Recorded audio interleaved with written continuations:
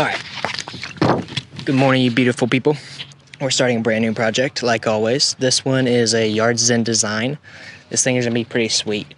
Today's responsibility really is just getting all of our grass and dirt out, start getting all the elevations set so we can start doing the install, but demo's gotta go first. We get all the dirt out. I don't know if we'll pop the design up on the screen, but we'll have flower beds all along the side of the house, huge one. All the way down this way will be a flower bed. Right here will be a little pebble walkway, all the way down connecting to the back porch, and then a winter creep, like ground cover bed right here. They're building an addition back here, like a workhouse, shop, kind of a creative space. Pathways will continue, flower bed will continue all the way over here. We'll have beds off of the structure right here, a whole raised garden bed area over here, another winter creep bed, and a pathway all the way to the front porch. We'll have cedar beams going everywhere, so this will connect like their outdoor kitchen to their creative space, tying the whole backyard. This project will be crazy, crazy cool. I have no time to waste though. We have like 50% chance of rain every single day this week. Of course, this is the day we're starting it, but we'll get on it. I'll start moving some dirt, and the trailer's not here, so I don't have anywhere to put the dirt and the skid steer. So I'm doing hand work until Cinco gets back with the trailer. And I hope it's quick. All I really have left over here is this little pathway to dig out, but we have an electrical line running diagonal all the way through it, so I can't just take my bucket and scrape my path out. I'll have to come in from the side and like slowly do this area. But all of this is about ready to go, and besides that area, we're waiting on the plumbers to get done with their stuff so I can go play with the rest of my dirt. They got a big trench and stuff, so I literally just can't even get over there till they're done, which sucks, but it's just something you'll have on these big jobs. I mean, and they poured concrete on the grass, man. That just wouldn't have happened on my job site. And I can pull weeds from under your concrete. You're no good. You're scum the earth. I actually put the hoodie on to cool off. It's not about sweating. You're sweating anyway. It's hot, man. You just want to get the sun off your body. Tip for all you youngins out there. Ever tell you why they don't allow me on airplanes? Why? On the bomb. What the fuck they doing over there? I can't tell if they're landscapers or if they just have landscapers over there. We're having a party. I think it's a party. Doing concrete? No. I'd know about it if they're doing concrete, bud. I'd kick them off their own job site and pull out my mag float. First tree's in, first tree's in. It's day 2. We just haven't filmed yet.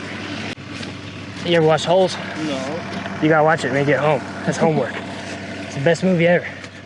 It's about digging dirt.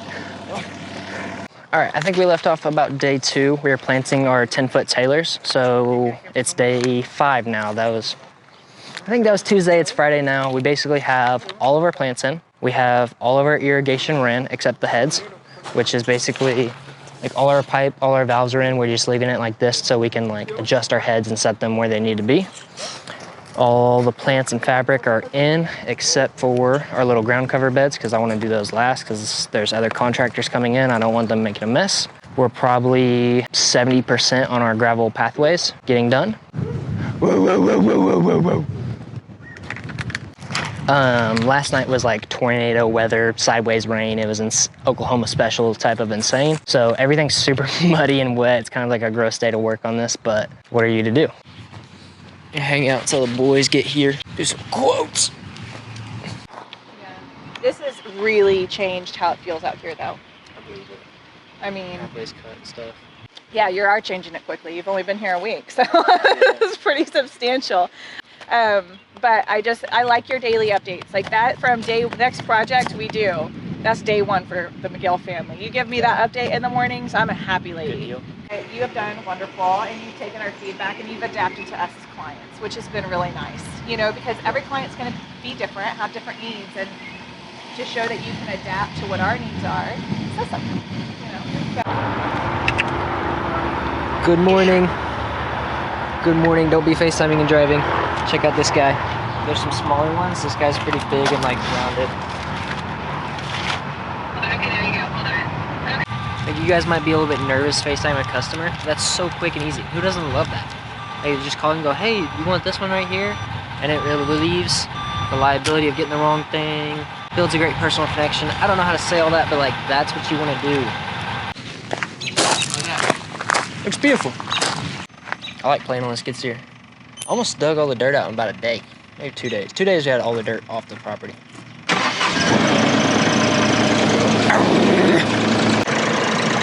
Briskets here is the funnest part of the job. I love rocks. Huh? I love rocks. What? 4 tons? Okay. Yeah, I'd get another 4. That's just badass. That's badass. We left the job site. Materials all good. Guys are good. They're doing all their thing. We're eating Hawaiian. We're eating food for lunch. That's what we're doing now. And then. Hi. Okay. What smell? We have little baby chickens and geese. We're starting a farm. They get all freaked out. Yeah. I got half equity in this farm. It's a dual partnership.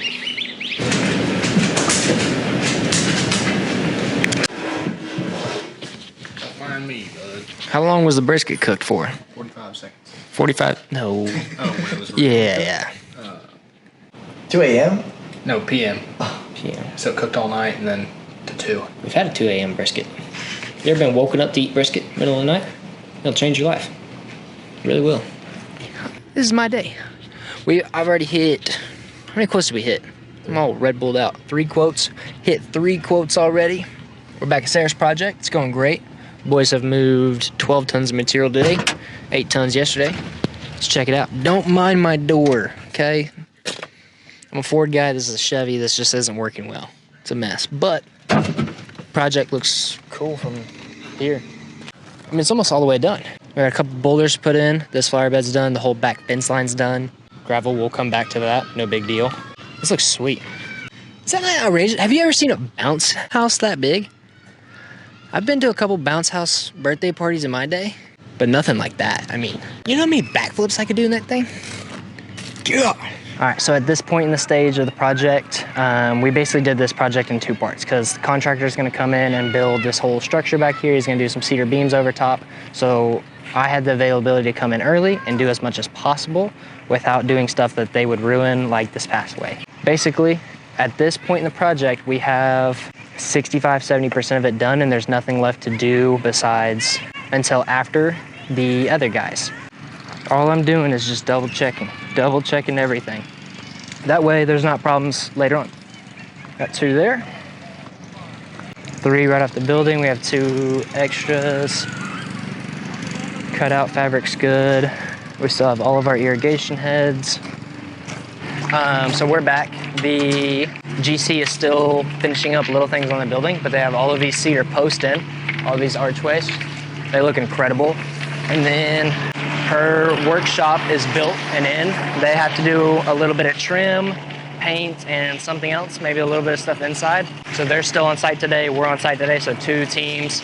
Our responsibilities for phase 2 is getting this gravel finished out. I want to get everything to height of all the doorways and stuff. We need to start leveling off all of our gravel walkways. Then we're going to fabric everything, so there's just weed prevention on every single area. She has no problems later on. Then we have all of our granite chips that we're actually using for the walkway will go on top of that. All of our borders, all of our irrigation heads, and then we have about 30 flats of ground cover to put in our ground cover beds right here. And then besides that, just a little cleanup and we should be done. I'm thinking 2.5 days and we're out of here. I've been smooth for so long, I'm trying to get rough. Buffing my nails, dog, I'm trying to get buff. Shaping my beard up, I'm liking the scruff. The hills, cause I'm living my life in the cut.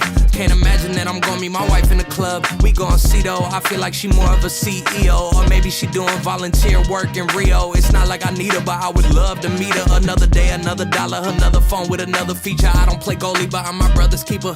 Surrounded by family, I'm not with other people.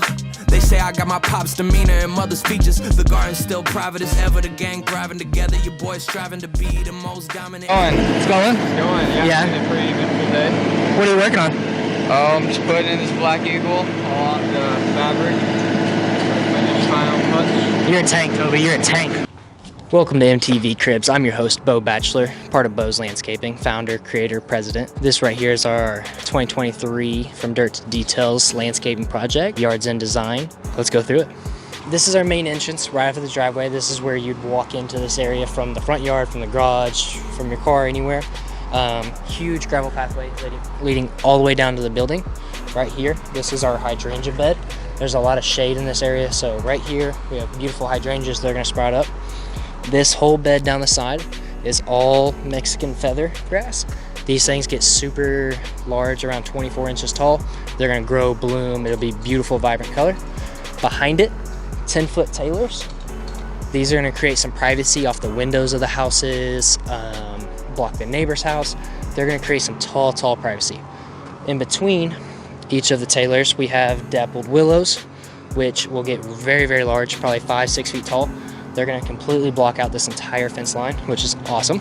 Cedar arches, this was done by the GC, but these look incredible, very modern look. On this side, right here, this is our main flower bed. You could call it your perennial flower bed. A lot of salida stone. We have autolycan laurels, Russian sages.